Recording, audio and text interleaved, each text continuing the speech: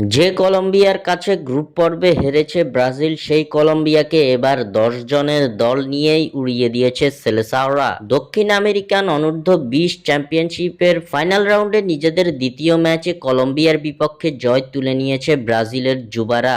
দর্শক, ব্রাজিল কি পারবে দক্ষিণ আমেরিকা অনূর্ধ্ব-20 চ্যাম্পিয়নশিপের শিরোপা ঘরে তুলতে? আপনাদের মূল্যবান মতামত আমাদের অবশ্যই কমেন্ট করে জানাবেন। অলিম্পিকো দে লা স্টেডিয়ামে এদিন কলম্বিয়ার বিপক্ষে বল দখলে পিছিয়ে থাকলেও আক্রমণে এগিয়ে ছিল সেলেসাওরা। এদিন কলম্বিয়ার জালে 12টি শট নিয়েছে ব্রাজিল, যার মধ্যে 3টি শটই ছিল লক্ষ্য বরাবর। ম্যাচের শুরুতেই এগিয়ে যায় 5বারের বিশ্ব চ্যাম্পিয়নরা। শুরুর 6তম মিনিটের সময় গোল করেন ইয়াগো তিয়াদোরো দা সিলভা। দারুণ গোলে দলকে লিড এনে দেন 19 বছর বয়সী এই ডিফেন্ডার। তবে ম্যাচের শেষের দিকে এসে লাল কার্ড দেখেন ব্রাজিলিয়ান রাইট ব্যাক ইগোর সেরোতে। বাকি সময়ে 10 জনের দল নিয়ে খেলতে হয়েছে ব্রাজিলকে, তবে তাতে কোনো বেগ পেতে হয়নি তাদের। শেষ পর্যন্ত রক্ষণ সামলে রেখে 1-0 গোলের স্বস্তির জয় নিয়ে মাঠ ছাড়ে ব্রাজিল।